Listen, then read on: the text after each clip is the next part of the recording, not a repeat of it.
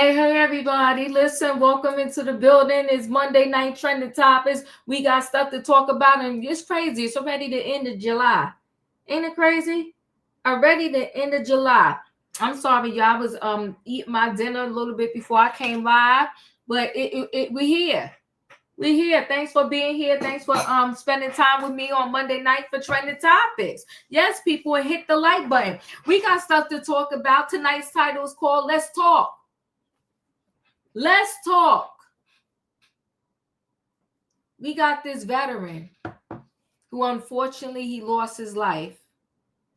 So his parents, they decided to cremate the body. He passed away in one state. They want to ship him back to his home state, Philadelphia. They worked with 2 funeral homes. As they was working with these funeral homes, when he got back to Philly, the belongings and everything, they went to said funeral home to pick up his belongings. They got there, they got his stuff, and then it was this mystery box. And the mother and father just put everything in their car because you know what? When you lose a family member, it's devastating.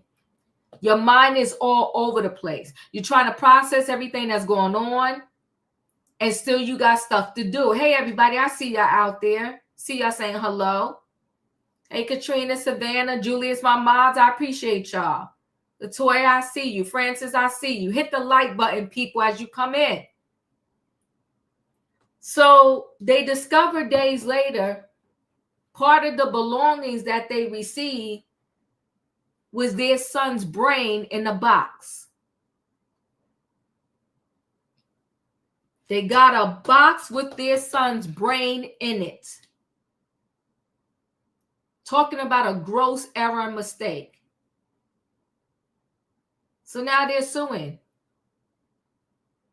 The real part of the mystery is, there's several parts that are a mystery, but one of the real parts of the mystery is, how does my son's brain get outside of his body in a box and then it's shipped to me? Come on, Savannah, where they do that at? We got to talk about it. That's why tonight's title is called Let's Talk. Then we're going to have a conversation with Ramire. We have to have a conversation with him. Ramire is the young man that is saying that Jay-Z is his father. And he wants Jay-Z to take a paternity test. And this thing has been going on for years. I want to almost say a whole decade, probably. And, you know, I feel for Ramire. And I get it. Who doesn't want to know who their parents are? Even when kids get adopted and they have very good adopted parents, they still have this hole inside of them that wants to know, who are my birth parents and why did they give me away? But in Ramire's situation, he knows who his mother was, because his mother, unfortunately, may she rest in peace. But initially, the mother said that person A was the father. Then he finally found out the truth. That person A was not his biological father, that his biological father, according to the mother, is Jay-Z. So Ramire, along with his godmother, they've been fighting this thing for a long time now to have Jay-Z simply take a paternity test. And I understand it, right? But there are some fights. This is a diva opinion and thought that you just got to maybe let it go. You know, there's this saying, let go and let God. And I'm not saying let it go, because the principle is, you do have the right to know who is your father. But if I had to chase a human being and force them to take a paternity test so I could find out if they are my father, I don't know if I would be fighting that for a long time, because it gives me an idea already. They don't want nothing to do with me. So do you want double rejection? They're rejecting you already because they're refusing to take the test. And then what happens if somebody along the line, you finally get to somebody that'll say, you know what? No, sir, you got to take this test. And Jay-Z takes the test. And let's just say this rolls in Ramir's favor. Jay-Z is 100% or 99.999% the father. Then what, Ramire? What if he still wants nothing to do with you? Then what? Sometimes all of us have got to find ways to move on in life without getting some of the answers that we want. Sometimes there's breakups. You want an answer. You ain't never going to get it. Are you going to live the rest of your life wondering why you can't get the answer about said breakup? Are you going to rise up, move on, live your best life, and believe in the higher power that you know exists, if you believe one exists, and say, God, I'm going to give this mountain to you? So the reason why Ramire spoke is because he had finally got to a court that said Jay-Z was going to have to take the test, and then boom, out of nowhere, Ramire retracts his request. And everybody speculated, oh, Ramire got paid. So Ramire had to come out and tell us, no, I did not get paid. He said, y'all have been standing by me in this situation for many years. So he said, if I was to get paid, I will let y'all know. So he said it's a lot of red tape. And I think Ramire's in his 30s. I get it, Ramire, but Auntie Diva is telling you maybe consider letting this thing go. But we'll talk about it. Then we got this female wrestler. You know, the people, I think it's hard when you are a celebrity and then maybe the celebrity status is not really sustaining your life. You're a celebrity, your name is well known, but you broke. That's the worst type of celebrity you could probably be in some people's mind. Everybody knows my name. They think I got money, but I'm broke. So this was a pro wrestler, female. And she got an eviction notice, didn't leave the apartment, so they came in and arrested her for trespassing. But she has suffered, you know, other legal troubles throughout her career and her life. And I'm going to have to talk to the people tonight. If the best thing you could get from the diva is, get this, is no shame in poverty. It's no shame if you just don't have it. It's no shame, and don't let nobody shame you. If the best you can do is live in a studio apartment that you can afford it, and you can put the key in the door and turn it and you can pay for it, then you're doing good. You're not in the streets. And sometimes you may have to humble yourself and step back and go work for an XYZ person. Even if the people are going to come here and be like, wasn't you a pro wrestler? Yeah, I was, and now I'm here. How can I help you? We got to stop letting the people shame us. Can't do it. Hey, Flip. Hey, Latanya. I see y'all. Appreciate y'all. If you're coming through, do me a favor. Hit that like button. Now listen. Y'all know what I need in the chat? I need a what? I need a choo-choo. All aboard, everybody. It is Monday night trending topics, and we got stuff to talk about. The title is simple. It's called Let's Talk. We got the Marine veteran's brain sent to the family in a box. Disgraceful. We got Ramire He's a young man that's saying Jay-Z is his father. He wants the courts to make him take a paternity test so he could prove it. We got the female wrestler. And let's say Raka Khan arrested for trespassing. Let me bring the people in the building. Hey, Julius. Hey, Diva. Hey, y'all. Hit the like button. Listen, people, it's room on the platform, okay? It is room on the platform. So come on through. If you want to hit that link, you never spoke with the Diva, hung out with the Diva before, come on through, okay? So listen, let me go ahead and share screen so we can get into this first story about the veteran. I'm so sad and I feel for the family. Let me see. I think this is the one I want to play. Francis, I see you and I appreciate you. Hold on, let me acknowledge this. Thank you, Francis, for the super chat. She said, let's go, Queen. Didn't Jay-Z's son mother receive child support from someone else?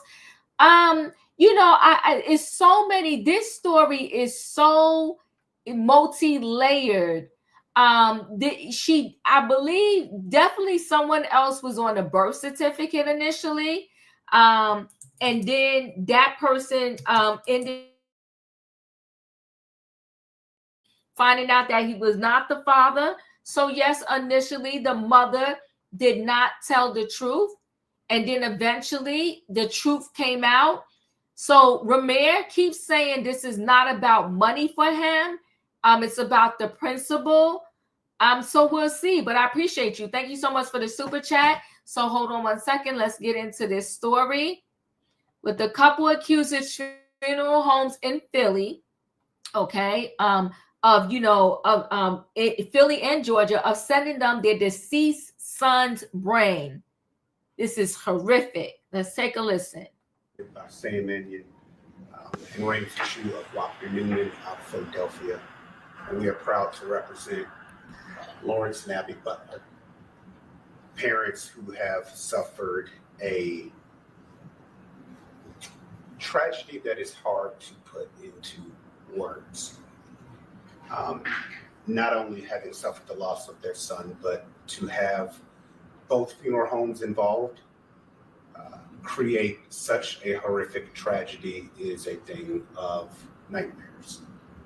As you have seen from the lawsuit filed today in Philadelphia, they lost their son, Timothy, in Georgia. The body was then shipped by Southern Cremations and Funerals home up to Philadelphia. Philadelphia Funeral Home was Nix & Nix, which was involved in the matter. Nix & Nix, responsible for providing the personal items to his parents, had them come to the funeral home. All of the personal effects were laid out on a table, including an unmarked white box. The items were given to the family and they were taken home, for them only to discover days later that there were remains in that white unmarked box.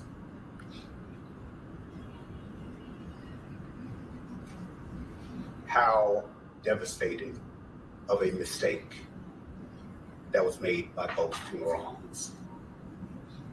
Not only making a family suffer once, but suffer twice, unknowingly having their son's human remains in their car and at their house. There's no excuse. There is zero excuse for this type of error to happen. For the Georgia Funeral Home, Southern Cremation, to ship unmarked biohazardous material. For the funeral home here in Philadelphia to hand the parents an unmarked box, not examined, not on the list, the inventory list of personal items, to not check it, and to give it to his family members who later discover on their own what is contained in it. As you can see, his parents have been trying to deal with this, have suffered tremendously. the horrific and graphic details of what occurred in those few days of figuring out that they even had the remains by the car starting to smell from the box being in it, because what was happening was the box started leaking in their vehicle. We won't go into detail to save Mrs. Butler's heart and Mr. Butler's heart even more, but you'll see it throughout the litigation of this case. And they have come forward today to stand up for all of the other families out there so that this doesn't happen again. The bravery that they've shown is beyond proud, because as they told us earlier, they do not want this to happen to any other family. This should not happen to any other family. This is the thing of a movie, nightmares.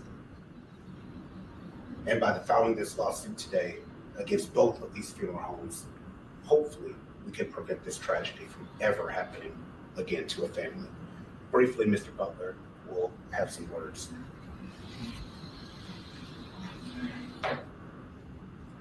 Yes, it was, and it is still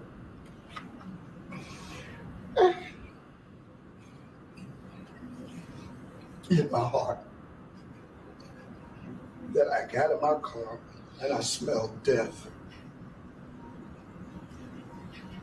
I just don't.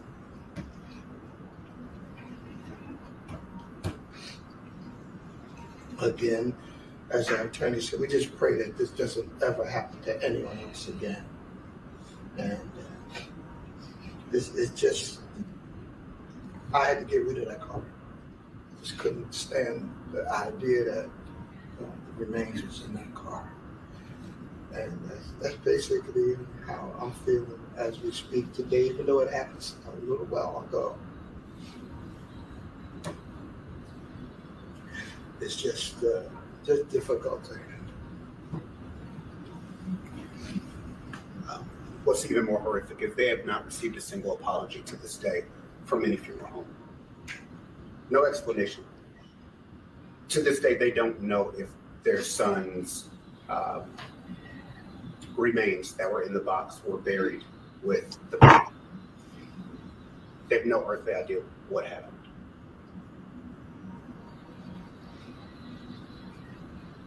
So we'll get them answers in this matter. With the exercise of reasonable care, this incident was both avoidable and preventable. We've put together a coalition, a team that will get justice for the Butlers. Brief questions. Ms. Butler is not going to be speaking today. The strength that she showed today and even coming is admirable. I can ask a question of Mr. Butler. We talked about this happening a little while ago.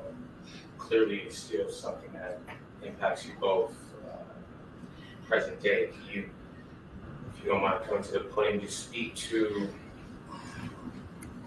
the shock of discovering what was in the box, and how are you feeling about those situations as it stands today as well? It really, to find out that it was his remains was just overwhelming, just even to this day, that they could do that. And you rely on their professionalism to avoid this kind of situation, and that we would have to go through that. Tim was the baby boy, and he's a good young man. And this was just double up on the fact that we lost him to this day. Mr. Butler, can you tell us anything else about your son and what you hope this lawsuit accomplishes? What we're hoping is that, excuse the expression, that they learn a lesson that you have to take care, especially at a time when you're grieving and you really, the depend on them to get you through. And then to find out that they did not take the care to at least know what they were sending to us. I mean, it happened in Atlanta. My wife was just adamant that the body be brought back to Philadelphia because we're from Philly, that he be buried here, which he was at the Washington Crossing National Cemetery. He was a veteran, okay? And so we just trusted them to do what we thought should be done correctly, and this was not done correctly at all. We're gonna let Ms. Butler step out. Okay, yeah, absolutely. Would you guys mind sharing any information about what the process is? Where was the brain supposed to be, and why was it? Yeah, that's why we want Ms. Butler to step out so she doesn't have to keep hearing it again and again. But inside this box was Timothy's brain. That is insanity. That we have met with multiple funeral homes discussing the proper procedures, how things work.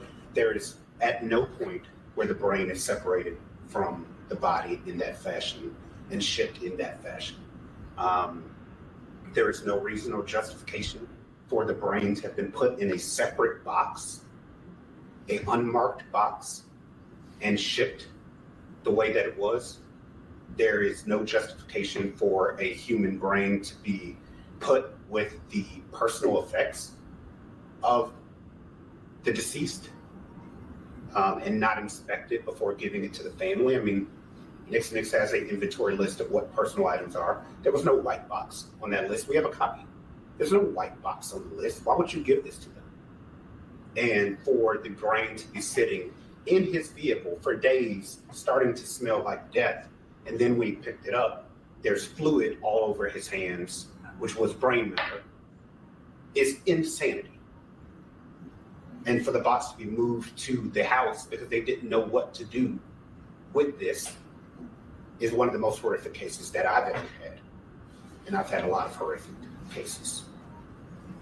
Sorry, question for you, Ms. Butler.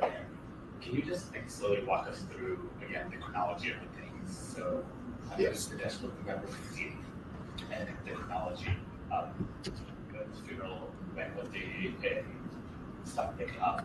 Yeah, we can give you a broad overview. After Timothy passed, the Georgia Southern Cremation was hired. After Southern Cremation was hired, of course, when the body is being transported back here to Philly, they have to hire a local receptor of that, which was Nix. The body was transported, I believe, around the 20th to Philadelphia. Nix received it. They invited the family up there to receive the personal items and view the body, which they did. On the funeral director or funeral manager's table were all the personal items, including this box, which had been transported with the body. Ms. Butler actually opened the box in front of the staff of the funeral home and was trying to open this box, not knowing what was in it. Nobody could get the box open. So imagine that the mother is trying to open a box with her child's brain and no one knew. They didn't think to call Southern Cremation to figure out what had happened. And they let him leave with the box. 3 to 5 days later, they started noticing the extremely strong smell in the vehicle, which Mr. Butler noticed smelled like death. He then brought the box inside the home, not knowing what to do. We will go into detail later, but we received information from the Georgia funeral home after he complained that that was the brain. And some mistake had been made shipping it or sending it, or it should have been labeled. It wasn't labeled, but it never should have been given to them. At that point, they reached out to my law firm, not knowing what to do. And we had them return the brain back to Nix. Nix told me that there was an investigation done by the state board. Have you guys been able to obtain a copy of that investigation report? We do not have any information. We were informed that there was a potential investigation, but we have no further information. Do you know if Nix knowingly, or I should say, knew that the brain was in that box, or did they never open it when they received it from the Georgia people? We don't know what they did inspection-wise. All we know is that this never should have been given to the butlers. So thank y'all. Thank you. Yeah, that's good. Can you, question.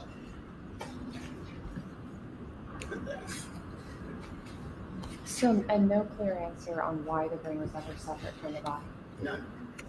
Were you able to determine if there are other incidences of this happening either with Nix or other firms? How regular this? We have not. It's extremely concerning that the brain would have been separated like that, and we have no reason. I believe that in an official investigation, hopefully we'll get answers. You mentioned the lawsuit filed today. This was filed like 2 weeks ago, according to the court document. Yeah, the updated lawsuit was filed today. would you like to read shot that? And Mr. Butler, are you able to just tell us a little bit about your son? I'm sorry. Are you able to just tell us a little bit about your son and who you really like, just so we, more than just like this incident? Well, but Tim, he played on his elementary school football team. He went to Central High School here in Philadelphia before transferring to Simon Gratz. We tried to lean him toward Bethune-Cookman, but he chose the United States Marine Corps. And subsequent to that, when he got out of the Marine Corps, he was a financial aid director for several schools, starting at Lincoln Tech here in Philly. And the guy liked him so much that when he got transferred to Atlanta, he invited Timothy down to Atlanta. And Timothy was actually running the financial aid department down. And he had several schools in the Atlanta area that he chose to work in the financial aid department until his passing.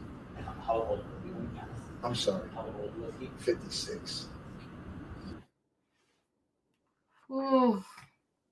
What happened was every parent's nightmare after losing. Okay, so I'm not going to play that. This is sad. I'm not exactly sure how the son died.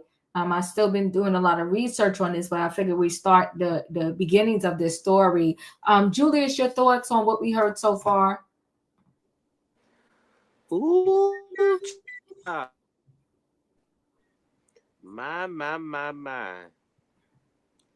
First and foremost, my heartfelt condolences and prayers go out to this family.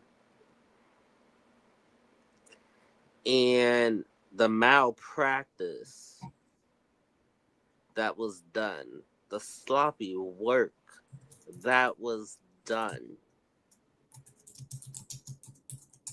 This man served our country. He was a veteran. But the next word I'm going to keep to myself. He was a veteran. He put his life on the line to defend and protect and uphold the Constitution. And he's being treated like this. His remains is being treated like this. Unfoundable. And the thing about it is, both funeral homes want to come up with miscellaneous answers to cover themselves, but yet they still took these people's money. They still took these people's money. And now they want to cover themselves. I hope both funeral homes get taken to the cleaners. Because the family is supposed to be involved in every step of the way, and nothing can be done without their permission. That's the key word here. Permission. And It's astonishing to me. It's astonishing to me how that man's brain was the only thing returned. Now, if he was supposed to be cremated, the science usually tells me, right, the brain is supposed to be cremated also, not be as a whole. Correct me if I'm wrong. Mm-hmm. That's why I say at the beginning of my commentary, major sloppy malpractice here, and I hope both funeral homes get taken to the cleaners.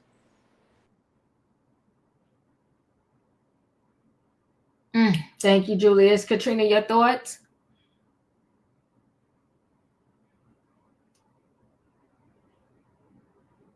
Katrina, are you there? Yeah, I'm here, Diva. I'm sorry. Hey, Diva. Hey, panel. Hey, chat. I'm confused.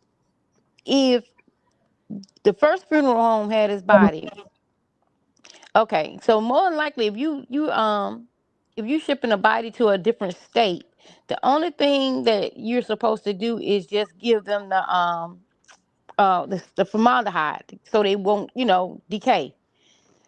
So why is his brains in a box? Is that his brains? Are they sure that's his? Because if you can cremate, they cremate everything. I never heard of them taking the brains unless they was planning on using it at the black market or something. Because when you cremate it, everything is burnt, unless you have a on your driver's license He or wasn't. saying, He wasn't cremated yet. He wasn't cremated yet. They sent the body to the funeral home in Philly. And the Philly home, to my understanding, was going to cremate him. But when they sent the body, the brains was in a separate box. Something about this is not right. Was they taking yeah, out? that's what I'm saying. Like, why would okay? If you're not even the only thing, like I said, Diva, the only thing that if a funeral home is sending their body somewhere else, the only thing they want them to do is just give them injections so they won't decay. Why in the world? Okay, then when he got to this funeral home, they took the brains out for what? When um he was supposed to be what you call it, cremated. So why are you taking out the brains? Did y'all take out some more parts as well? And are we sure that this is this man's brains or is it somebody else? Because I'm still not understanding why are you taking the brains out of somebody if they don't have nothing on if they don't have anything on their driver's license saying I'm donating my organs. So if they didn't have anything like that, everything's supposed to have been cremated with the body. Like, why they going in his head taking out the brains? I'm so confused because I've never seen it or heard of this before. If you cremate it, everything goes in that fire pit.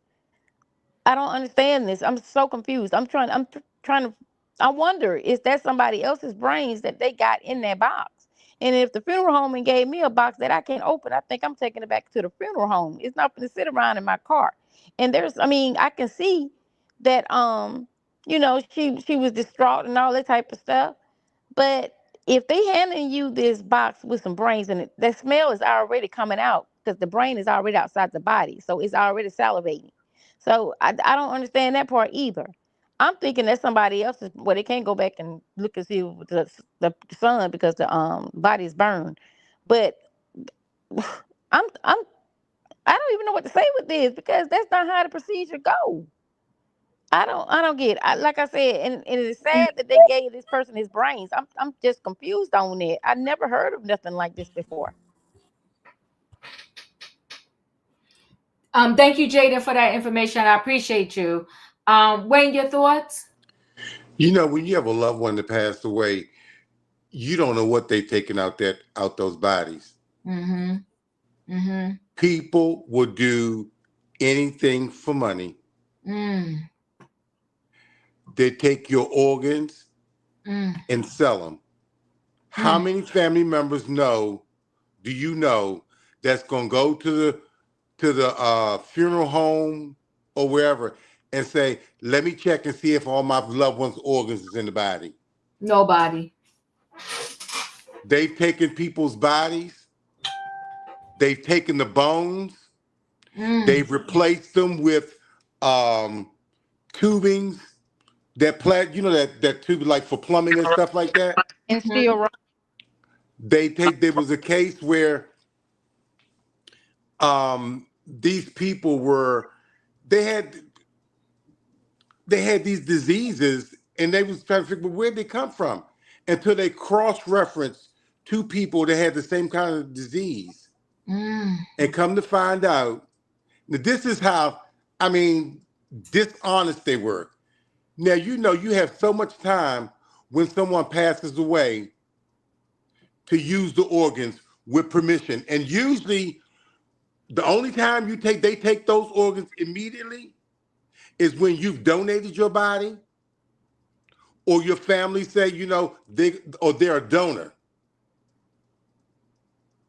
And they take that body it's done very dignified.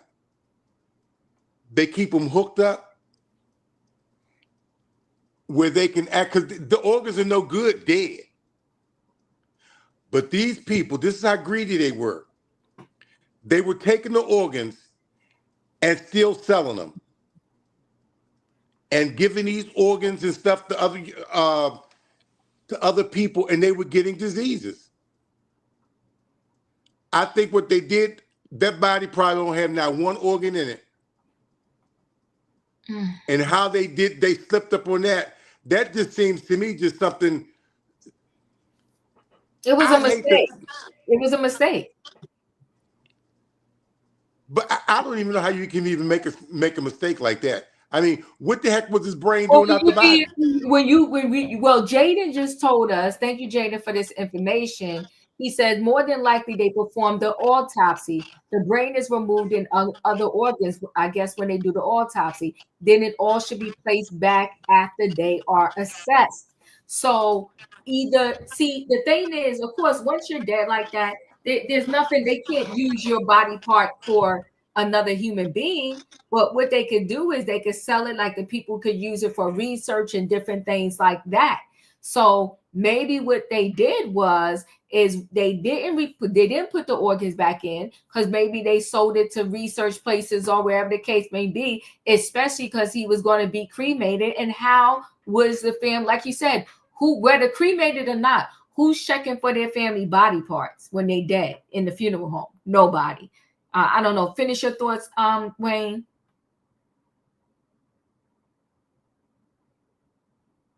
Wayne, did you finish your thoughts? I'm sorry, I was on mute. I said, this funeral home, this man, he was using the organs, picking up the body. They would drop them off at the funeral home, and they were still using them because people were getting diseases. And this man, he made a whole lot of money doing that. And when you think about it, it's like, who gonna know? Who gonna check? Who gonna check to see if the organs are still there? That's a big money game. That's a big money game. And somehow, like you say, they got it crossed up. But still, I don't even think they crossed up, because how do you ship something, a body part? It ain't frozen. It ain't packed on ice. It ain't nothing. It's it's real simple, especially the type of box that it was in. They probably told the assistant, "Oh, this is Timothy stuff. Ship it because it's being shipped to Philly."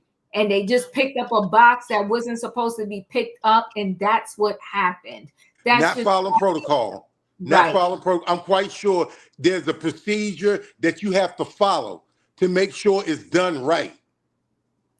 Special K, that's exactly what I'm thinking too. I believe that brain was supposed to go to someone else, and it was left with his belongings by accident. I believe it is so sad, and that is what I believe also.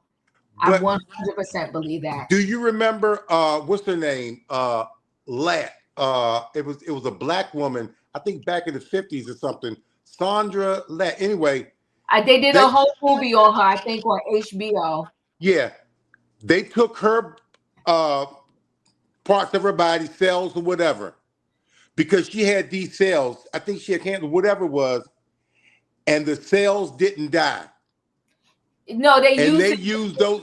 They used it for research, and they said even to this day, they was using some of her parts for research. Let me go to 48, Wayne. Okay. 48, what are your thoughts?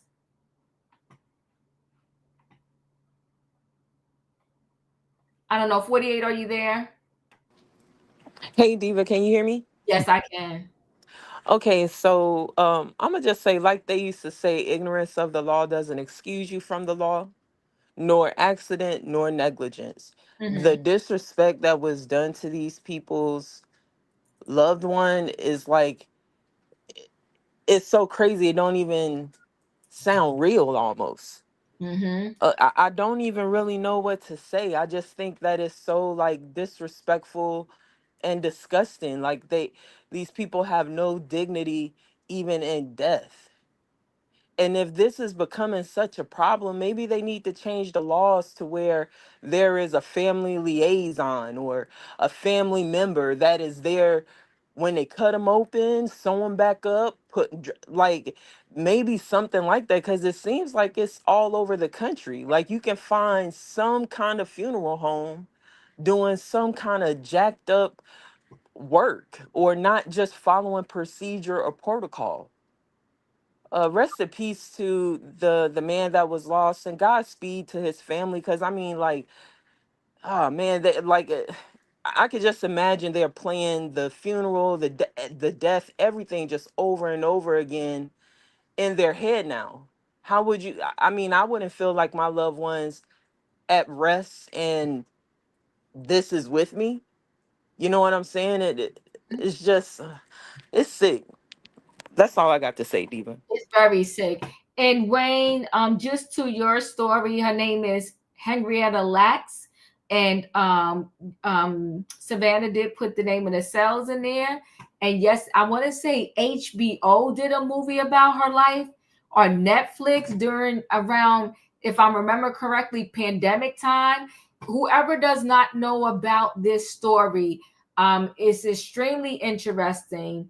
It's a really good true story, honoring Henrietta, and they used her cells because she did have some type of unique cell or something like that, but it was out the family's permission. That's why as soon as I thought his brain was not in his body, I said this is something in this is amiss. So John Hopkins breaks ground on building name in honor of Henrietta Lacks. University and health system leaders were joined by members of the Lacks family and elected officials Monday to officially kick off the East Baltimore Building Project that honors the legacy of a woman whose cells have revolutionized science and medicine. To this day, they use her cells for different things. All I can say is if you don't know about this story, it's really interesting. You just have to see it. So a sample of Lacks cancer cells was retrieved during a biopsy and sent to Cancer Research George Gay's nearby tissue lab, where he had been collecting cells from patients who came to Johns Hopkins Hospital with cervical cancer. He discovered these cells were unlike any of the others he had seen. Where other cells would die, Lacks cells survived, as you were saying, Wayne. And the number of cells would double every 20 to 24 hours. Soon after that, he began sharing the cells at no cost with researchers around the world. Dean HeLa cells from the first two letters of her first and last name. The cell line that began from the biopsy from Lacks proved to be remarkably durable and prolific. And while many additional cell lines are in use today, HeLa cells have been a unique contribution to untold medical breakthroughs over the decades since their discovery, from vaccines for polio and COVID-19 to studies of human genome to treatments for cancer and HIV/AIDS. Today is not about those immortal cells, as important as they are, said Theodore, Dean of the medical facility and CEO of Johns Hopkins Medicine. Today is about immortalizing the name of the woman from whom these cells came. It's about ensuring that her name in her unknowing role will always be remembered by all of the students, by all the residents, by all the other trainees, by the facility, the staff who walk into the building that's going to rise on this plot of ground. listen, like I said, this story is very interesting, but pretty much her cells were being utilized, passed around, unbeknownst to her and her family. Okay, so when they said his brain was in a box, I said, this don't smell right. Did we gotta say something real quick? Yes. Okay. Did the family ask for an autopsy? Or did That they just do it? I don't know, Katrina. That I don't know. Because they're being very vague about how this brain ended up outside the body. I don't even know how he died. Okay, because I know normally do an autopsy unless the family don't want it. So that's why I was asking. But okay. Yeah, I'm not sure. But either way, this story is not right. To me, I'm leaning more on the blame being of the, well, I guess both funeral homes, because you should check to see what you're giving somebody. But I feel like more of the blame leans on the original funeral home, because how did his brains even get in the box in the first place? So I'm going to go ahead and move on to the next story. And this is this Ramire. This is the young man that is saying, trying to get Jay-Z to prove that he is the father. And, he got a big win, because the court finally said that Jay-Z was going to have to take the paternity test. And boom, next thing you know, Ramire took back the case, and it's just craziness going on. So let me share a screen. Let's listen to Ramire. And I really want y'all to determine, what are we going to tell Ramire here? Because I don't know. I'm leaning towards telling Ramire, like, let this go. But I'll go around to each panelist and see. Get on here and let everybody know the updates, what's going on. It's been a crazy couple weeks, y'all. I want to let y'all know that I have not stopped my fight. I did withdraw my case. It's for a reason, y'all. It's not because I'm stopping with it or not going to refile it or anything like that. It's just a lot going on behind closed doors. That's only one case that we withdrew for right now. But it's a lot going on. You know how this industry works. These judges, these lawyers, these high celebrity people, they try to use all different types of tactics and call it what you want, bully tactics and different types of stuff to, slow it down and just change the narrative. So it's like, hey, we got to step back and play chess, not checkers. So we sitting back and we just observing everything right now. I just ask y'all to keep the support. Keep the support. I have not gotten any DNA tests. I have not gotten any settlement, anything like that. I wouldn't just take it. I would let y'all know, honestly, even if it wasn't y'all business. You guys been here for me all these years, supporting me. I wouldn't dare just run away with no money or nothing like that. So, no, that's not what it is. But as I said before, y'all, just keep your eyes open. This is bigger than me. This was never just about me.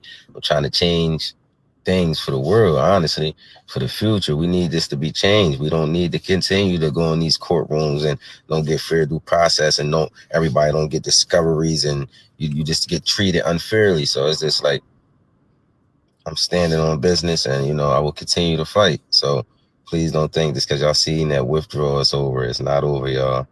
Continue to fight with me. Continue to support me. I will support y'all. I love all y'all. And let's just keep moving forward. Let's just do that. That's all we can do, right? Can't sit there and dwell on nothing. As y'all said, I got a family. I got to take care of my family. I'm grown. That's what I do. So it's like, I don't sit there and complain about too much. Try not to complain at all. But what I'm saying is I really appreciate all y'all love and support, and it's not over. Hey, what's up with everybody?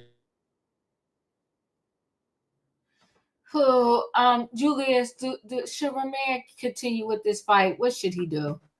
Cousin Ramire, listen to Cousin Jules. Come here. Listen to Cousin. Come into my office, okay? Let this go. You're beating a dead horse, cousin. Okay? You're beating a dead horse. You said it yourself. These celebrities with these lawyers and everything else, they know how to nick and jive. Let it go. Live your life in peaceful simplicity that you don't have to be involved with the nick and jiving. And just live your best life. Okay? That's what Cousin Jules has to say. Listen to Cousin Jules, okay?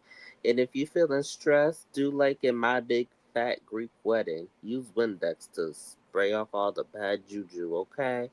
Do all that, okay? All right. Thank you. Katrina, your thoughts? My thoughts are, Ramirez, you're full of crap. You get waited, you fussed, you hollered all this time to get to the courthouse to get a DNA. The judge granted you the DNA. Now you talk about they using scare tactics on you. If anything, that would have made me want to go to the courthouse for real, on point, because they are threatening me. And if it comes back that you are my father, so I would have pushed the issue. But now you saying that you're gonna wait and all this type of stuff. I really believe you got a payoff. I really do. You can say all day that you ain't get no money and all that type of stuff, but you want us to keep supporting you and keep doing this, keep doing that. But you got people supported you, and when you had the opportunity to go get the DNA, you said no. So are you doing this because you want publicity or something? Because you're coming off as a liar and as a scam artist. So my thing is, I'm thinking that he already got a payday from the alleged person or something, because it's not making any sense. Nobody gonna fight this hard to get a DNA test and then get granted to get a DNA test, and then you turn back around and said you don't want it. I'm not buying that. Something else happened. Either you got the payoff or you was lying in the beginning, because it's not making any sense. You fussed all this time. You fussed all this time saying that this man was your father. And now it comes time for you to go to court to prove that he was the father, and you said no. Either two things: you was lying or you got a payoff. So good luck, and please don't come back over here telling us this story anymore, because we done with it. We done with it because you had the opportunity to prove if it was true or if it's not, and you didn't do neither one. But that's all I got to do. Oh, okay. Katrina's done with Rymir. Wayne, your thoughts? For whatever reason, he stopped. He said he had a reason. He said he's playing chess, not checkers. He ain't got nothing to lose. Ride it till the wheels fall off. He got kids, and if Jay-Z is his father, that means his kids are the grandfather to the kids.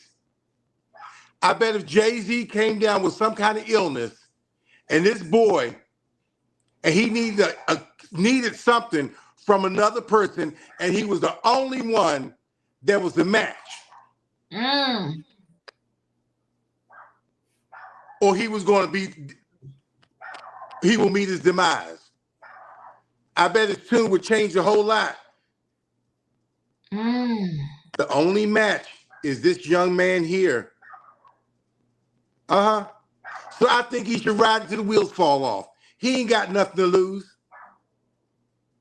And maybe, like he said,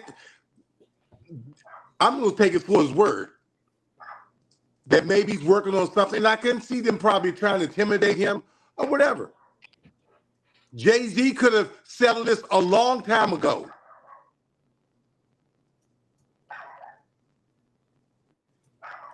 And my thing is that if he doesn't want to get a DNA test, it's like, you must have a reason. Is it true? Do you know? I mean, is it true? So, but I hope he don't come down with something that he needs something from one person that could be the close DNA and stuff like that. His tune would change. Beyonce, no Jay-Z. Kids, children, no daddy. See how that tune changed. If something happens like that, I'm done. Ooh, I appreciate you. Espar said Jay is not the father. Y'all believe anything, LL. Well, Espar, you know, my thing is, if he's not the father, why won't Jay-Z just go ahead and give some a hair sample or some DNA? It don't make sense to me. It don't make sense to me. The only reason why I'm telling Ramire to let it go is not because I don't believe that Jay-Z is perhaps the father. I'm saying let it go because I don't know what's going to come out of this for him. At the end of the day, this man doesn't want no part of you. But like Wayne said, you know, life is interesting. Something could happen, and then in the only place he could put, Jay may need to get a bone marrow from or something like that. He gonna have to tap into Rymir. You know, they said let go and let God. You never know how God would change this thing around for you. I feel like this is draining Rymir. But you know, I'm ready to tell him. I'm like in the middle here. I'm in the middle ground here. I'm like, give up or don't give up. I don't know what they're really telling. That's why I'm coming to y'all. But do I not believe? My thing is, I don't care who it would be. If they're claiming I am the mother, pluck my hair, swab my cheek, and let's get this person out of my life if they really a lunatic. 48, your thoughts? Okay, so first of all, I just want to give a shout out to all the, the side babies, the sneaky link babies. I feel like we all should fight to know who our parent is. I think Ramire just needs to be honest, and that it'll be nice to find out that Jay-Z's my dad. And you owe me a lot of back child support. The life I could have lived, the things that could have happened, the way my life, that's just the real. Let's be real. You know what I'm saying? If somebody found out that their parent was a millionaire, billionaire, anybody in this chat, I think anybody on this panel would go and be like, what was up with that? And your parent, from what they say, like his mom struggled or whatever, but I don't think he should give up but I also don't think it should be a detriment to his mental health neither. Now, Right. if I'm gonna be real, coming from experience, side baby, shout out to all of us. You have to be in a place of loving yourself first, because the worst thing that you can do is to go towards a person that and the world know, regardless if people want to admit it or not, they owe you something. Even if it's just an apology or an explanation, they owe you something. But you won't get fulfilled or accept whatever it is if you don't love and accept yourself. And I'm telling you from experience, from my own crap, you have to. But I don't think he should give up. Now, I do make jokes about, like, getting the money, but that's real, Diva. I'm being real. If I Right. could, I got some advice for somebody in the chat about my father. And you know a little bit, I'm not going to go into that. But Right. that information that they gave me, it helped me go back and contact some people in Virginia, because they say, man, I got kids, I got debt, school stuff. I need some money too.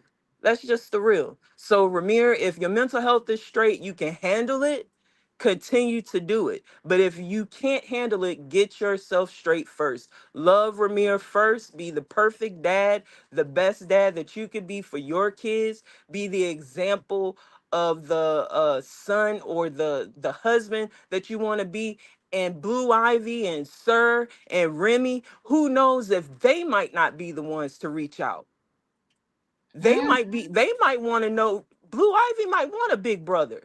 And he seemed like he a level-headed dude. I mean, I haven't really seen anything real crazy online. So it might even be the kids, because ain't that what the Bible say? The kids will bring them. The kids might be the ones that speak that knowledge to them and open up their eyes. So to me, Ramir, keep going with it.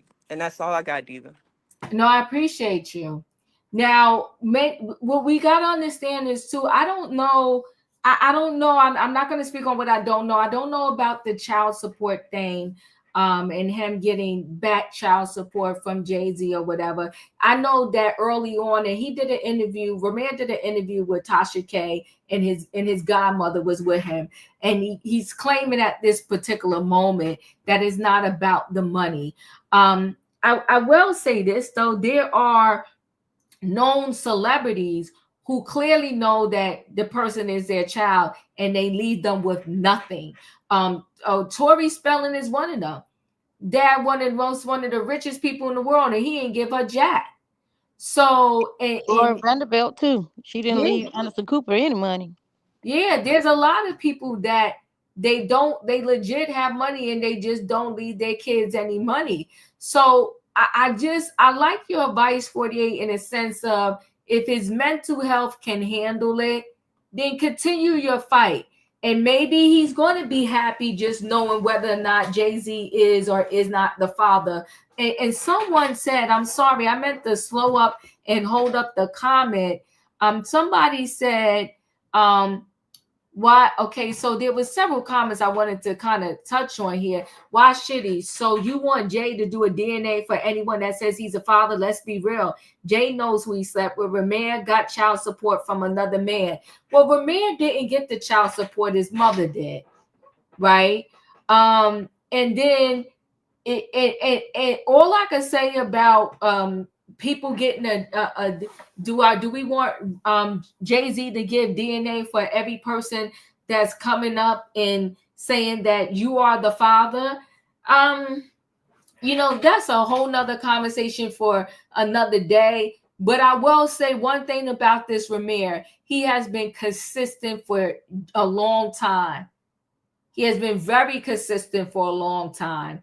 And I'm not in his head.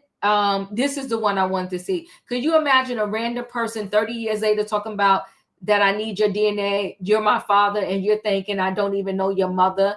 Well, in real time, people, there are a lot of men who don't quite remember all the people they slept with, and they may not know who my mother is, but that doesn't necessarily mean that they not my father. So I think, when it comes to these celebrities, we're thinking like, no way, never. But at the end of the day, celebrities are just like us, but they just happen to be a public figure with maybe with a lot of money. So go ahead, Wayne. It seemed like you want to say something. Yeah. Okay, this might be far-fetched, but if this young man has children, right?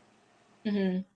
And say somewhere along the line, maybe his child, he got a son, and they old 18, 20 or whatever, and run across Blue Ivy or one of the kids, and they don't know that they can and get together and procreate. That happened. This boy was getting ready to married his sister. He didn't know. Neither one of them knew.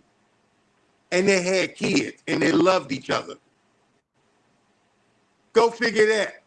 Mm-hmm. Sometimes stuff you just need to know. So that's, I don't see the big deal. The boy looked like he spit him out. Mm-hmm. And I think that's something they need to know, because you never know how people's paths will cross.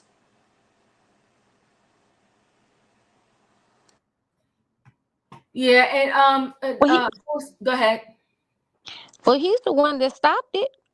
Well, hold on one second. Well, to the Godmother, thank you for chiming in the chat. I did see your interview on Tasha K. She said Jay never denied Ramire's mother, which his mother's name was Wanda. May she rest in peace. So, and she told you thanks, Wayne. So she's saying that Jay-Z never denied his mother. So if he knows this young man's mother, and he knows that they had a relationship, why not do the DNA? Okay, so she said nobody likes to be rejected, but his mother was underage. Well, I think that's probably part of the problem too, because I think, see, at the end of the day, I feel like what is possibly going to happen is, if he is forced to take this test, if Jay-Z does come out as 99.9% he is the father, then all the headlines are going to be that, oh, he was with this girl, with Ramire's mother when she was underage. I think it's bigger than him just, taking his DNA test. But like I said, I don't know. It's just, to me, if it were me, and because Jay-Z mentioned at one point, he said this is like harassment, like through his lawyers. And so for me, if this is harassment and I just want to stop this, I'm like, pluck a hair, swab my cheek, so I could get this person that's harassing me out of my life. So it's a lot, but let me see what she said. It's a fraud case first because he did bad stuff to block the due process of the court. You know, so let me say this to you, Dr. Lil. I know y'all been fighting this fight for a good time now. So I gotta ask, what do y'all want the end result to be? What is the end game here? And do you think that this end game is going to change any of Ramir's feelings? He blocked Ramire from doing a test with his half sister. So he's blocking all of this. They're asking you, Dr. Lil, to come up and speak. The link is out there if you want to click on the link. But I have to ask you, Dr. Lil, what is the end game? What is the end game? And I know y'all been fighting this fight for a long time, but I gotta ask you, are you prepared to just continue this for the rest of your life? Because, you know, unfortunately, money talks. And I don't want to sit here and act like we're going to be in denial here. Money talks. And his money is long. So I would love to know what is the end game here. And this is not about me not believing or whatever the case may be. I just would love to know what the end game is. If you'd like to click the link is out there. Let me see, because they done changed so many of the screens on my thing now. I will copy and I'll put the link out again so it could be right up in the forefront here. But I would love for you to come up and we would chat with you. I just dropped the link again. Before I just leave this story and go to the next, anybody on the panel have anything else to say before I move on to the next story? Hold on one second. Okay, I think Dr. Lil is coming in the building. Hold on one second.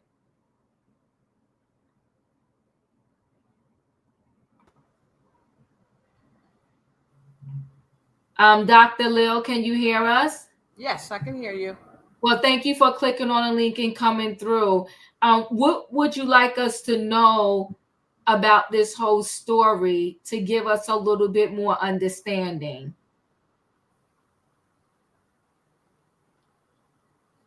Say that for me one more time. What would you like us to know about this story to give us a little bit more understanding?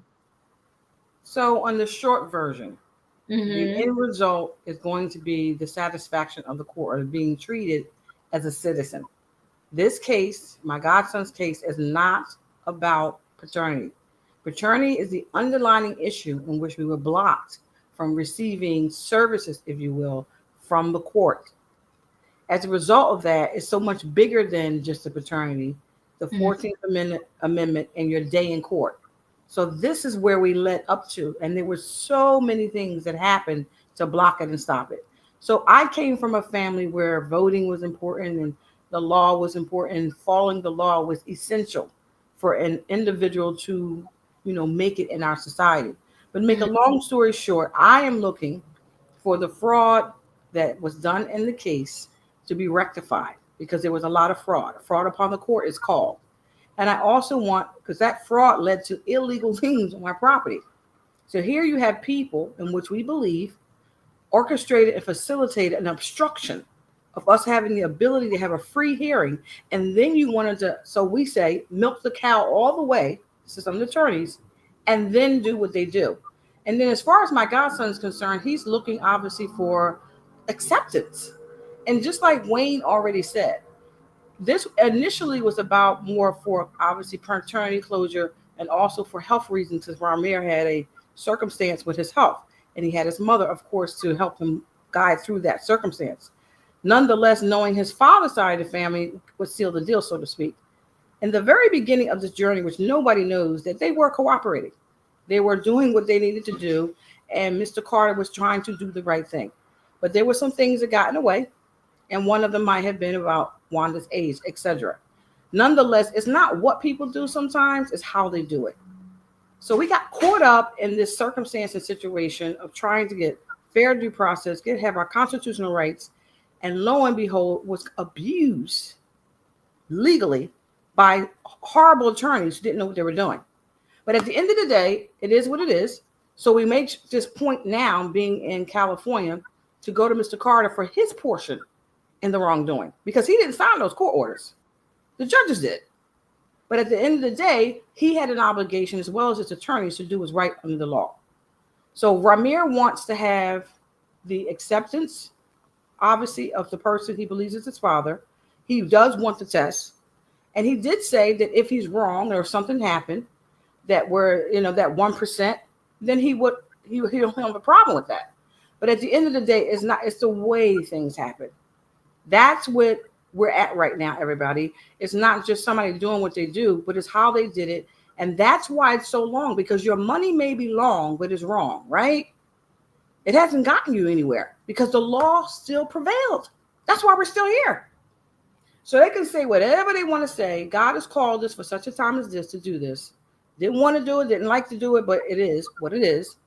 And it's for not just us, but all other young people around who may be going through something similar. Not that we're trying to make somebody do a paternity, but if anyone else was asked, they would have to go in the court and do it.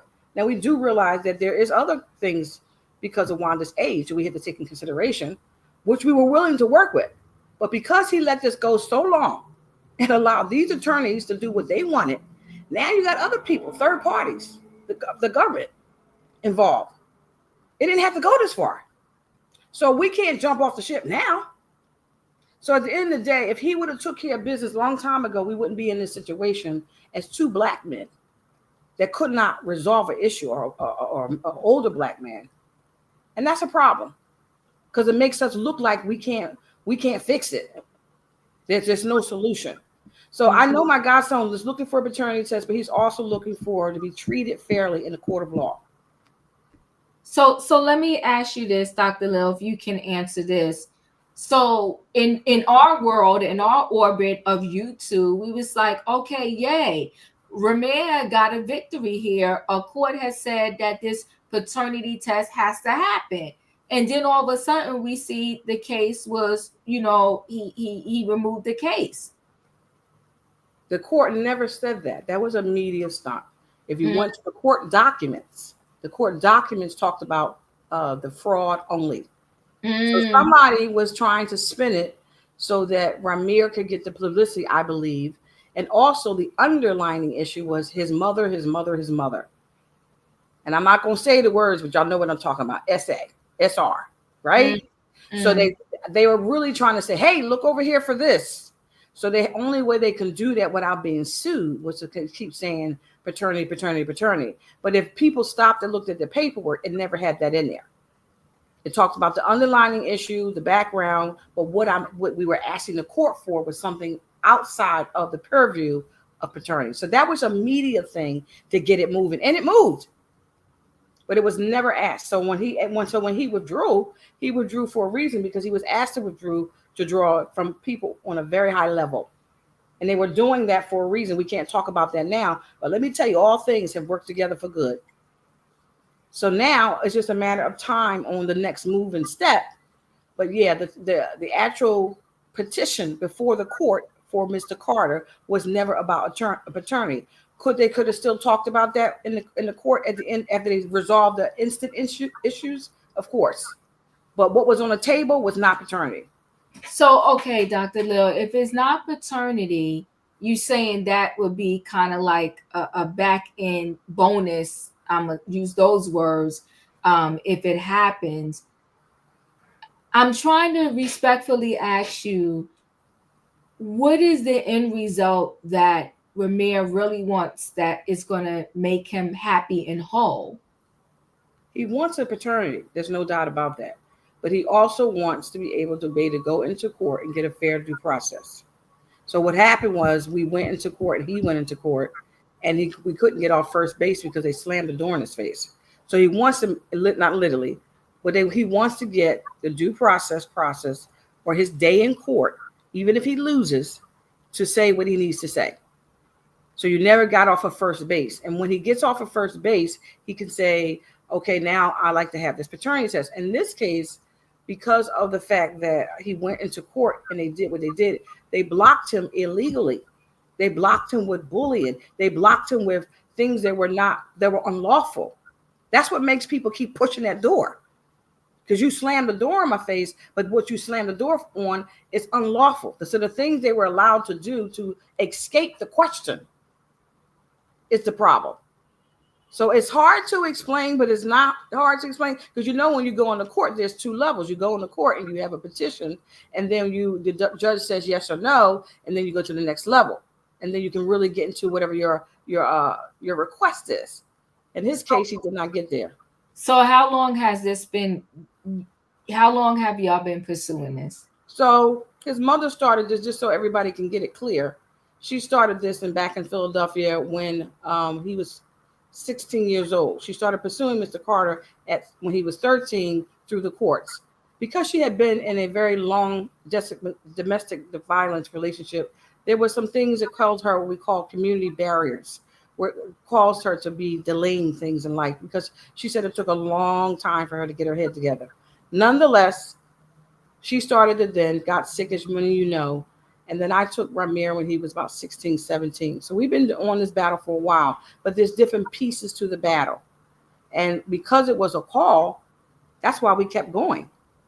And because it was different other people that's involved, attorneys, judges, and not just Mr. Carter. This is a bigger picture than this.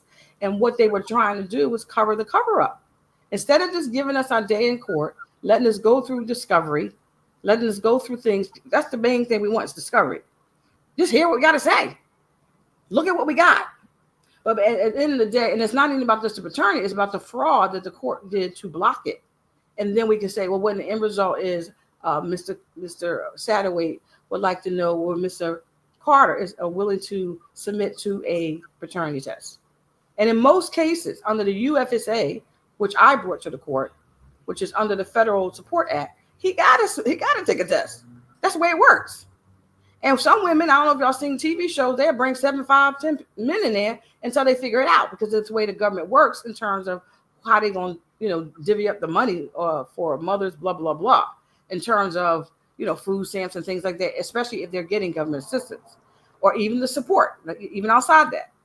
But nonetheless, under normal circumstances, under the Uniform Interstate Support Act, any person that you declare under a affidavit, which Wanda did sign, she spelled it out and she said what she said, and the court has an obligation to bring those men in to be tested. And it was only the two, and Robert Graves did not pay child support for a long time. He paid child support for a half a minute because, remember, Robert was as minor as she was. They were both in the 10th grade. That's the fact, everybody. So when he signed the certificate, he signed it improperly because he felt sorry for Wanda because she was sedated. She never asked him to do it, and she was a minor herself. And then that birth certificate was never valid because they both were minors. So this whole thing with that, people got that kind of mixed up, and I get it. It's a long whatever. So all that stuff is a big part of the story, but it's not all the story. So now the fact is we are going to do the fight until we win. We're going to do the fight until the end. But I'm happy to say that we're in our last quarter.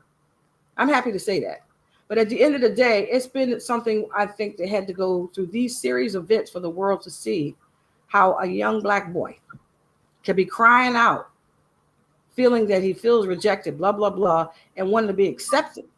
And how somebody is out there who can, possibly help fix this, get people off his back and fix it. You're a man, you got power, fix it. But at the end of the day, that unfortunately didn't happen. So yeah, that's why we're still here, because it's more of a call, because it's not just about one person or one thing. So let me ask you this. What if you said to the courts, I'll drop everything else. Can you just have him do the paternity test? Would that be acceptable to y'all? So, in terms of what? The court? You saying y'all fighting about other things, the fraud, the this, and everything else that happened. I'm asking you, sometimes you got to give a little to get a little. I agree. Would y'all be willing to say, you know what, we'll let all of that other stuff go? Can he just take a paternity test? Yeah, for me, absolutely not. Because I went through stuff where you use your fraudulent orders and put an illegal lien on my property when I went to go sell it. And I think that's low down and dirty. So for me, no. For Ramire, he'll probably do it. We got 2 separate cases, his and mine's. He only withdrew his. So no, for me, no. For him, he probably would, because that's what he would want. But I've been through and saw what these folk did. And this is one of the reasons why we came up with new legislation in 2018, so that nobody would have to go through this ever again. But I would not let them slip in the darkness, so to speak, with this action that they did, with the attorneys doing what they did, because it was egregious, it was distasteful, and very disrespectful in regard to what I owned. You know, and they did it dirty, the state and the attorneys. So the answer for me is no. No, somebody's going to have to pay the money back you stole, because that's what I believe it was, stolen money. And it's going to have to be some damages done, because you just can't do stuff like that to people. You think you can get around for 13, 14 years because you got money. Because remember, one of his attorneys told me, he said they paid good money for these orders. So I heard and seen a lot. And as a result of that, it didn't make me sick, but it made me sick. But I just felt like God was calling me, you don't worry about that. He said, the battle's not yours. He told me that when it first started. This is my battle. You do what you're supposed to do, and then everything will go where it's supposed to go. That's what the Lord told me very early on. This is not your fight. This is my fight. So I've been walking it. But if you would have told me 14 years later I'm still doing this, I probably would have been got up on out of here. But because I love God, that's why I'm still here. So it's so much bigger than me and Ramire. It's something else that God wants to do in the earth. So I'm hoping and praying that as we all talking about this and doing so forth and so on, that healing will take place, forgiveness will take place, and then a change will take place. We'll see. We'll see. I'll say this, and again, it is easier for me to say because I'm not in the weeds of it, right? But sometimes this is just me. God, sometimes that, there's this saying that says, let go and let God. And I feel like, I don't know, I just feel like it has got to be weighing on Ramire to be in this over a decade fight. To get a person to take a paternity test that is absolutely refusing to do so. And I'm just wondering, has he been in any type of counseling, or has there been any thought process to, are you going to do this another 10 years, another 20 years? And let's just say tomorrow it happens and this paternity test has to happen. And let's just say it comes back at 99.9% of a chance that he is the father. And after that comes out, Jay-Z still has nothing to do with him. What I'm trying to figure out, what is going to be our end game here? I think some of it's going to come with time, but I've talked to Ramire about every scenario I think I can talk to him about, because it was one point he was at a very dark place very early on. So the only thing we could do at this point is take one day and moment at a time. And I think as far as, what might happen as far as us 10 years, 20 years, or what have you, I don't believe it's going to be that long. So some of this is a faith walk, but it's surely not about one person. So it's about other things that have impacted the lives of people we know and around us. So that's why we're doing new legislation to go around and talk about legal abuse pro se legal abuse prevention acts, something to that effect, so that people like such as his mother, who comes to the court with a problem, will not find herself in situations such as this because of the color of her skin and so forth and so on. But at the end of the day, I think that Ramire understands that, like all of us, we have to take one day at a time. And if and when that journey comes to, in terms of the paternity, he's going to deal with it then. But I told him, I said, this man might never say nothing to you, ever. And it might be for a reason, because your mother's age. It might not be personal, because at one point they were trying to deal with Ramire. At one point there was some communication with me to do things with him, but I wanted to wait till he got out of high school. So it wasn't like everything was the way it is now. It's just that you let something go this long with these kind of folk who only learned thinking about was money, and it became a money machine for some people. And they walked over us, walked behind us, walked over us again, and then try to milk the cow, and then try to come back from our property. And I'm supposed to sit back and say, yes, sir, master? It's just crazy to me. So the answer for me is like, I know this is the last quarter, and I know that this time is coming to an end. And that's why all this is happening. It took a long time for us to get back to this place after the story got viral in 2015. And God then spoke. And guess what? I believe. So it's just a matter of time now before whatever's going to happen is going to be. But we have tried to talk to Ramire. He has been in counseling early on. He don't want to really do too much of it now. And his way of dealing with counseling, of dealing with the situation, is the way he's doing it now. You know, when something happens, he goes, think about it, pray about it, talk about it, and then he responds. And we just give him room to be himself. And we found that that's a very good thing, because he is a part of a legacy for his own children. And they need him around. So I think everything is going to be fine. I do think that this is a very vulnerable time. It's a very hurtful time. It's kind of embarrassing at the same time that we couldn't resolve this problem. But at the end of the day, Ramire is going to be fine. And the whole thing about him withdrawing a case is not the end of the world. But, you know, he could have did other things, but he was told that was the best option for right now, and he took it. And there's a reason behind it. And when y'all hear about it, you'll see and understand why things went the way it went. Katrina, did you have a question?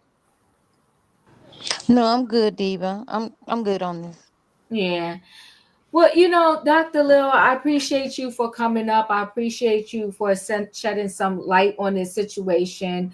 I think that, now I'm not saying it's right, but I think it's very unfortunate. There are a lot of people out in this world that happen to not know who maybe their father is, or their mother, or maybe both.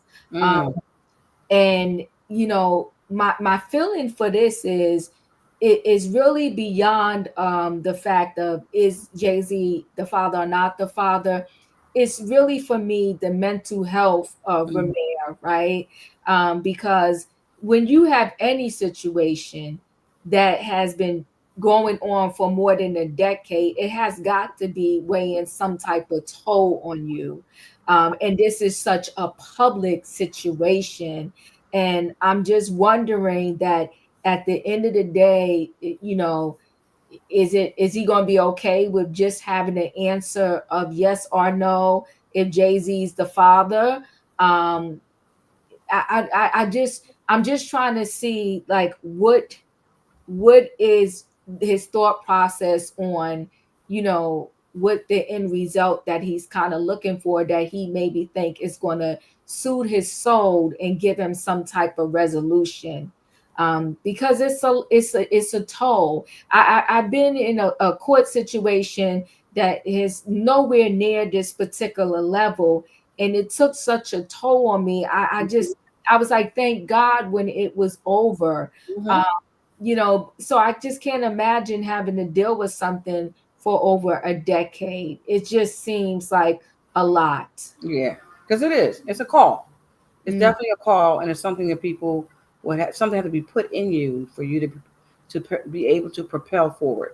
Because it's not something I was even looking for. I don't have any natural children of my own, but I found myself in a family court fighting for other people. So I became an advocate and so forth and so on. But I agree with you. But that's why we take one day, a moment at a time. And I think that what I can say to you from woman to woman, that he's fine. And that we did look at the mental health and tried to tell him what we needed to tell him, especially when he was in that dark place. But he was able to overcome some of those things. And thank God his mother was able to be here for the time she was, because we thought we were going to lose her a lot sooner. So he's got what he needs, the tools and the toolkit, if you will, to live this place called life. It's unfortunate that all of this has happened. But it's not just the paternity, it's also the respect of the court. You're to go into the court for whatever you're going in for and be respected and get the due process and feel like the judge, sees you as a person. So it's the court thing and it's a paternity thing. Yeah, well, I will say traditional in court, though, which is very unfortunate, especially for people of color. Due process and being treated right. It's been a long fight that many people suffer. Mm-hmm. There are people that go before the court and their family can't afford to get them a private lawyer, and the public defender have most of them pleading out. So that is an issue that is not just isolated to Ramire and his situation. Absolutely not. Yep. It is something that has been going on for centuries, right? Yes. So and what and then just in the world in general, okay, I'm gonna put his case to the side for a minute.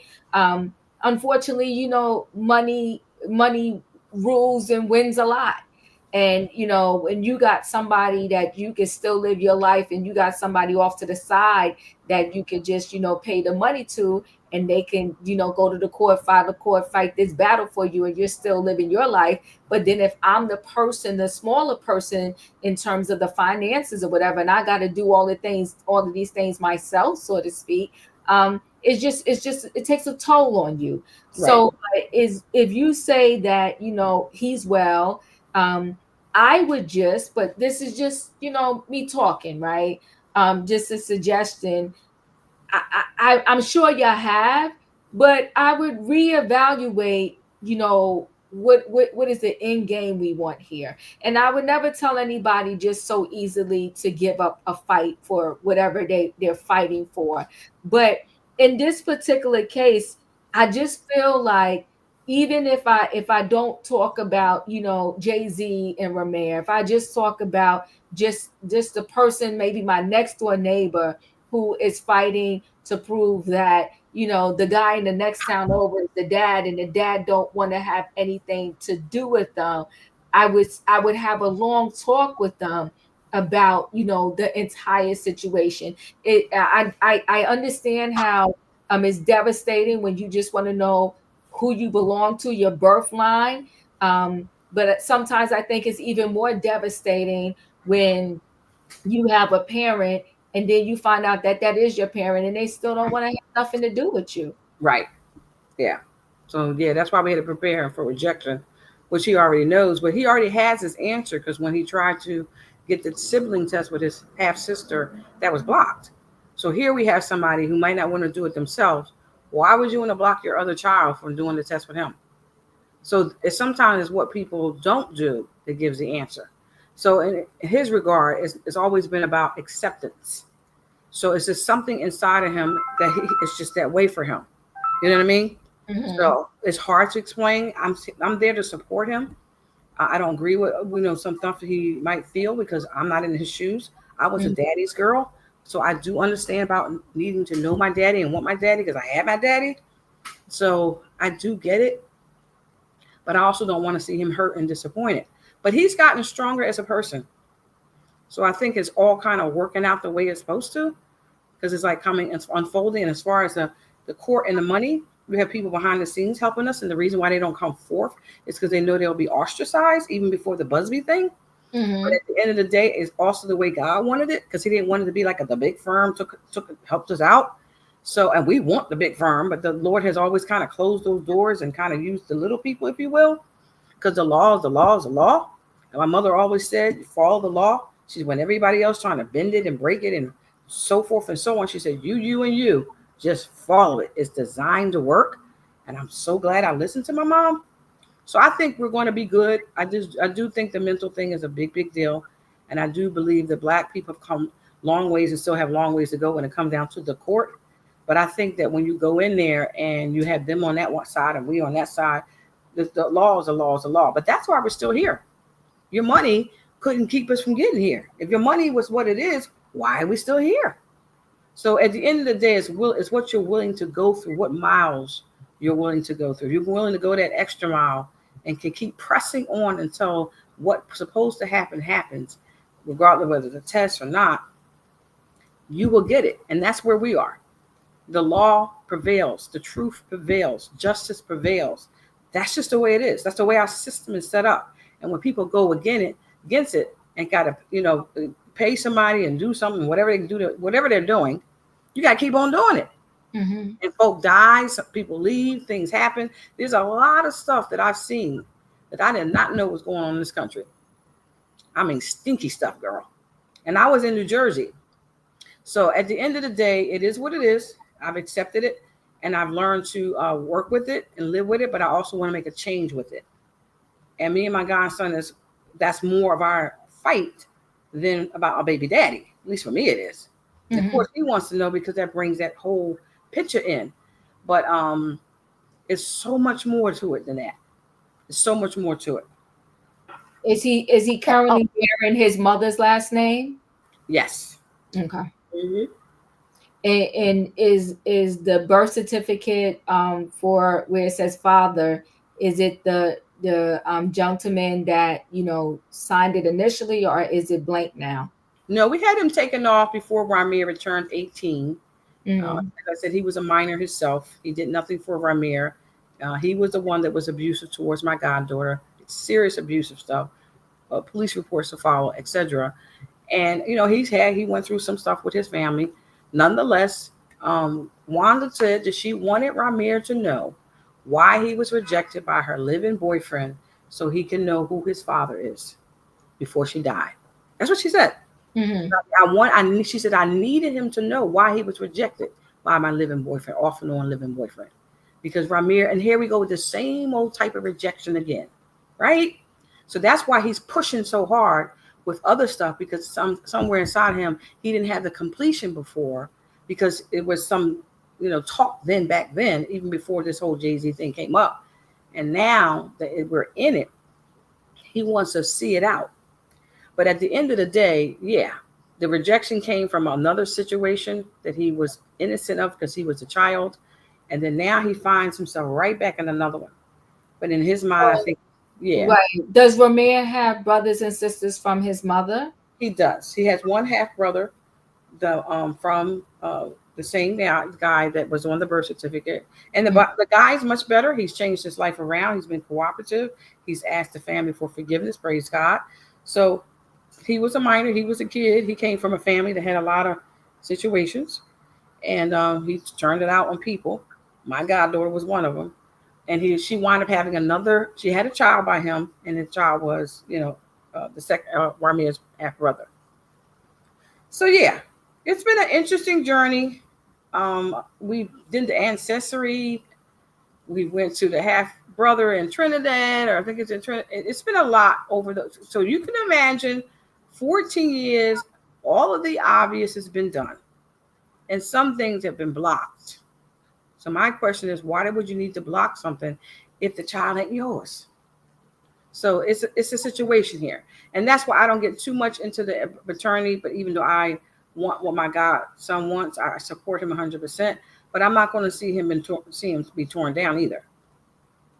So the elders have to follow the law. And when you go through the law process and you say what you say about whatever circumstance, then the judge always say, well, what else do you want? And that's when Ramire can say, I want a paternity test after you deal with the other stuff. Because there's layers of this. And you got to deal with layers sometimes when you go into court. What the real instant problem is, and why you're here, and then what is the underlying problem. So the underlying has always been paternity, but not for me. Mine has been fraud and due process. That's fraud and due process. I want to be able to go in any court in the United States and be able to get fair due process and be treated like a human being, whether I win or lose. You ain't gonna slam the door on me and tell me I can't use the services. So, Dr. Lil, but for the purposes of Ramire, wouldn't you want the paternity thing to be the primary, situation here? Like it was the initial primary thing, because I was the one who brought the action on behalf of Ramire as a minor, because I was his guardian. But because what they did from the beginning and blazed it, so to speak, from that point, it's too much to overcome. So we have to deal with the issues that took place, not all of it, but some of it. The underlying issue will always be addressed because it's never going to go away. So that's like a given to me. But whether I would want to do it, that's another story. Now, Ramire does, and if he still wants it, then we're going to go with him. But we still got to deal with the prior issues of what they did to block us. Somebody needs to pay the price for trying to block people from getting, it's called obstruction of justice. Obstructing your ability to have a fair court hearing because you do what you do. So yeah, I agree with you. I'm not being, selfish and biased. I'm trying to get the whole package, because all of it's needed and necessary to overcome what we need to overcome so real healing can come. Don't you? Oh, go ahead. sorry. Go ahead. I have two questions, and I'm not being facetious or anything like that. But was another person paying for his child support? Was another guy paying him child support? And I know she's gone, but don't you think it would have been better if she would have told him who his dad was when he was first born, and he wouldn't have to go through all this right now? Because if she would have told him, and he would have knew. Right, it's like perfect. Yeah, because right? like I'm saying, because if she told him from the get go, put him on the child support and all that type of stuff, he won't be going through all this right now. Right, and that's why I was asking about the child support. Was somebody else paying her child support?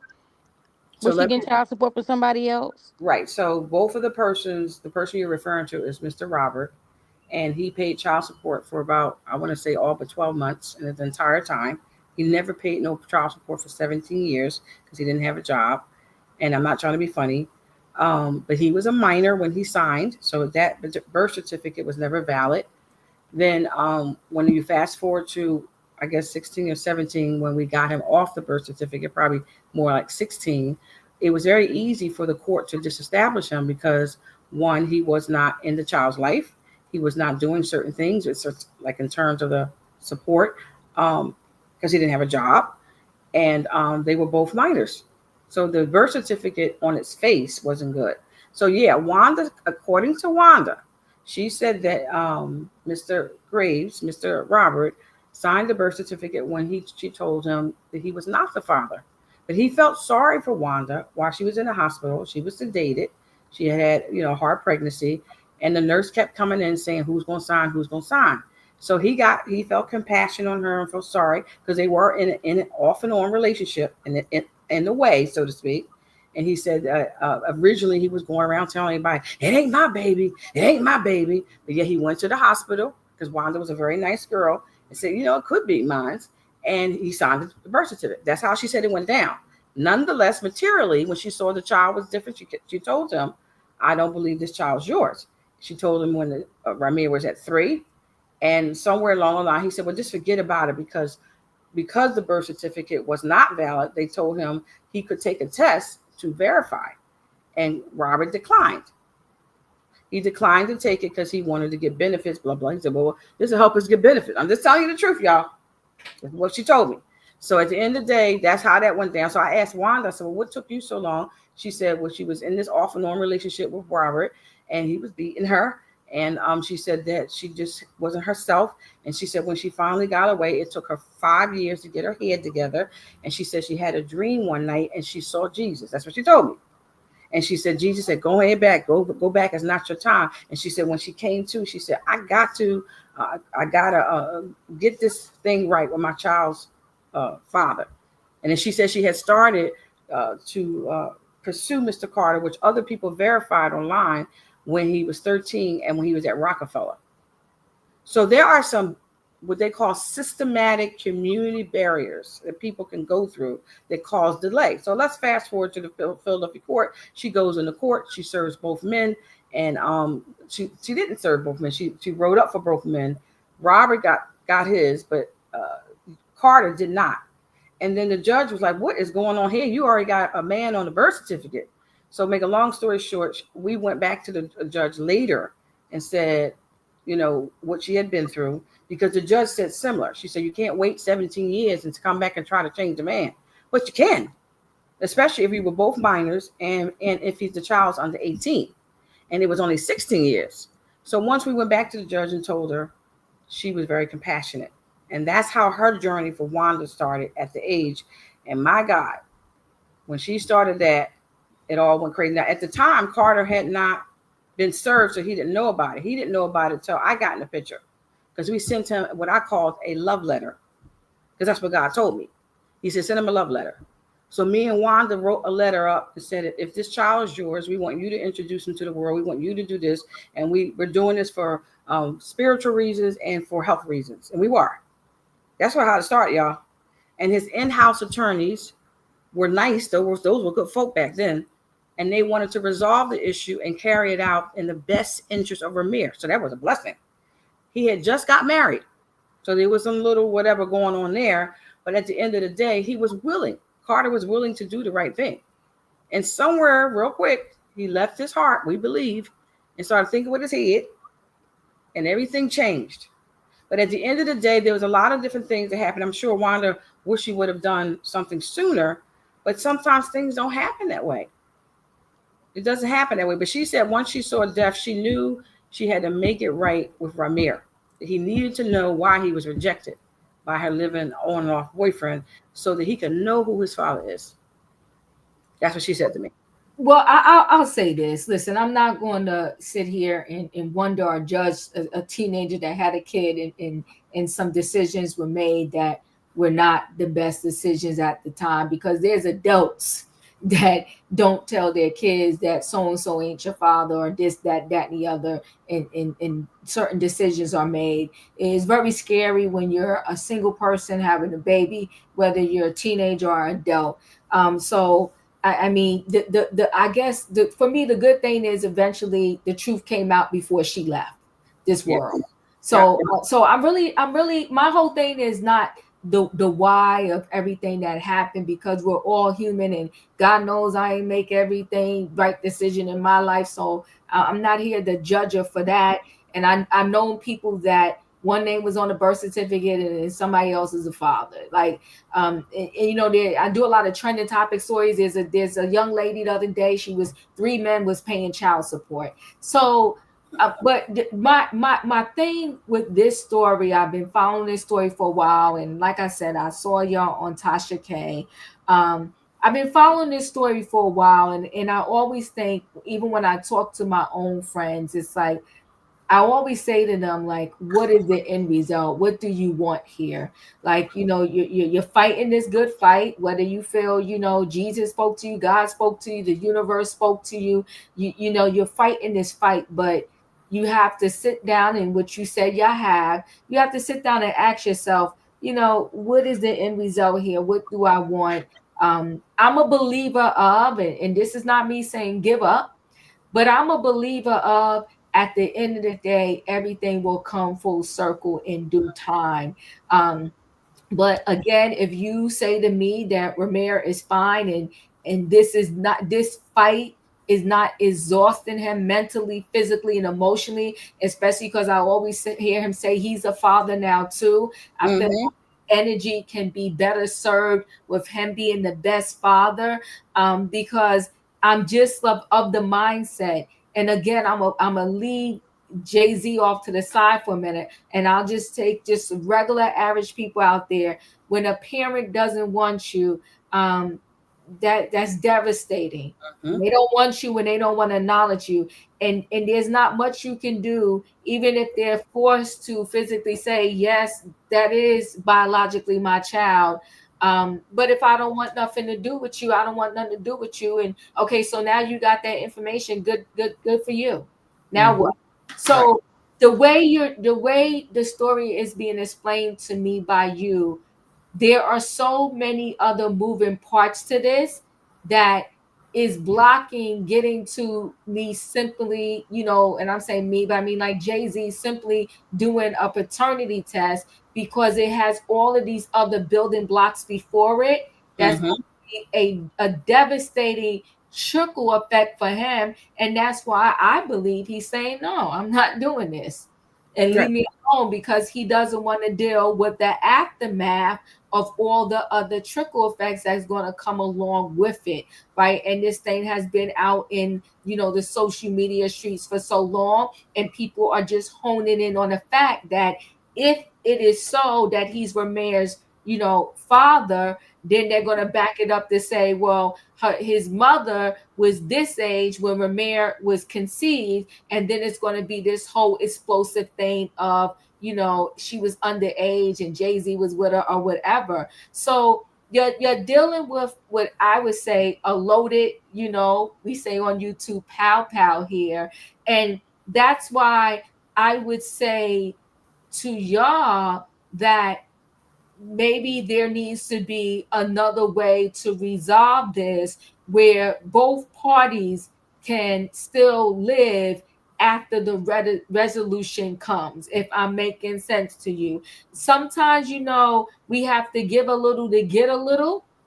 So how can we resolve this where Ramire comes out a winner, Jay-Z comes out a winner, everybody wins, without some explosive stuff happening afterwards? Because if it was me, I gotta say this, truthfully, if it was me and I built my business up to whatever level, and now this thing over here is trying to come at me for whatever reason, right, wrong, indifferent, but what they coming with could simply crumble everything I built up, I probably would be fighting against it too. If we want to be honest here, that, that's not who I am, but I'm just saying I probably would be fighting against it too. So I think that maybe y'all should think about, how can we get some resolution where all of us are going to win, and then maybe we can move forward with that. If I'm thinking about Ramire, and I'm just saying to myself, I don't know him, right? But when I see the videos, when I see him speak, I don't see okayness there. I don't know what other word to use, right? I feel like this fight is draining him. Well, he's part of it. He's turned into a vampire. That's not good.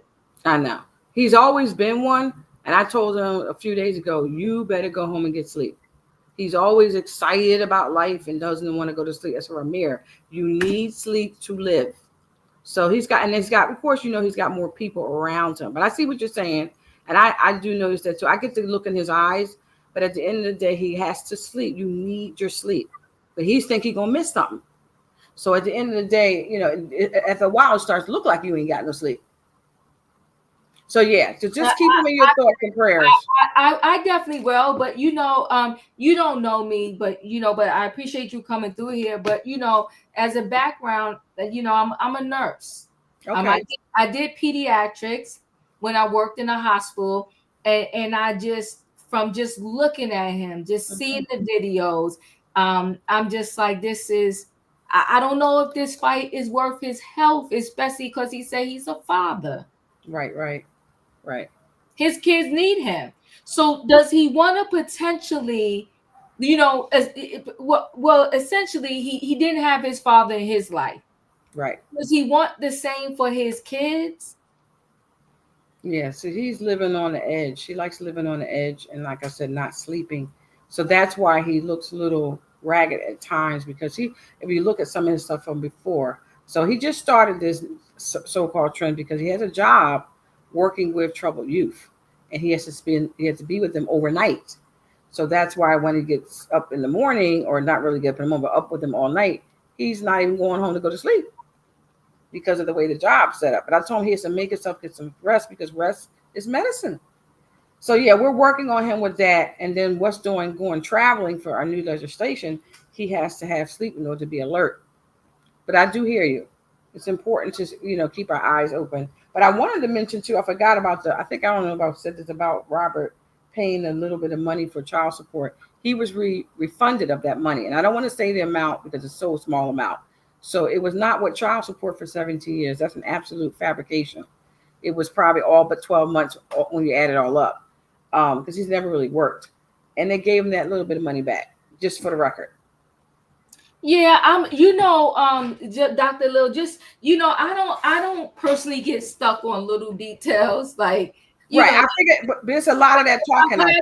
Put it out there for the people because people are swearing that this man paid child support or whatever. But there's some details and stories that I could move past because I see a different side of the picture, so to speak. Mm-hmm. And the side of the picture of this for me is always been Rymir and his mental health and just what does he think he's going to get out of this, right? But I also always said, if you heard me speaking, I don't know why Jay-Z just don't take the test if you swear he's not yours, right? But now that all the other dynamics in play, I get the whole story in my head already, and I see where it's at. But like I said, just when I see Ramire and I see the videos that he do and I see him speak, and I just say to myself, this is it to me, what is doing to him physically and mentally, and I don't know him. I'm just going by what I see. Mm-hmm. I don't think it's worth it. That's right. Just me talking, right? Right. And I understand, and sometimes, but just so you know too, I'm 55. Mm-hmm. And I have learned the hard way, and I try to teach people so that they don't have to learn things the hard way. Sometimes you really have to sit down, you talk to God, but you really have to say, give me the clear mind so that I know when I hear an answer, it's from you and not from somewhere else, right? Right. So at the end of the day, sometimes what maybe the world see as you losing and giving up is really where you got your win. So, like I said, with my particular situation, I was just like, God, I'm done with this here. Like it ain't worth my mental health or whatever for me. And at the end of the day, all was well. So I'm gonna close out by saying this. You're welcome here anytime. My email is across the bottom there if you ever want to reach out to me. But my prayers go out to Ramire. He has children. Mm-hmm. And he doesn't want to not be here for them because what he's fighting for is the father he never had. He doesn't want to physically be here, but not really be here for his children. Right. His focus should be his family. And I'm not saying just give up the fight, but sometimes you have to look, how can we do this thing a little bit differently so we can go to the table and everybody wins? Everybody wins. Jay-Z should do that. But let me say this also. At the end of the day, because when I listened to this video, he said I would never take a settlement and not tell y'all. At the end of the day, he don't owe us nothing. He owes himself, and he owes his family, his children. Right, if behind the scenes, y'all go and work something out, and Ramire never tells us and never says a word, but he is good, his kids is good, and everybody's good, then let it be that. But I'm telling you, I'm seeing him, and I'm not liking what I see. Okay. I want him to be okay. I will say a prayer. I promise you that. Please. I will. Thank you. I wish y'all all the best. And anytime, you are welcome. I appreciate you. for coming by, clicking on the link, and chatting with us. Thank you. I wanted him to not have to go and tell people, but he's a community person. He wants to be friends with everybody, love everybody, and that's his mindset. But I'm hoping he will take the advice, what you're saying now, that when the time comes, he will keep whatever he needs close to his heart and guard his heart and just say what he needs to say, but not everything, because he's not going to be able to say everything. But yeah, I'm going to talk to him some more because I told him a few days ago, I said, you got to get sleep. You're not getting sleep. Mm-hmm.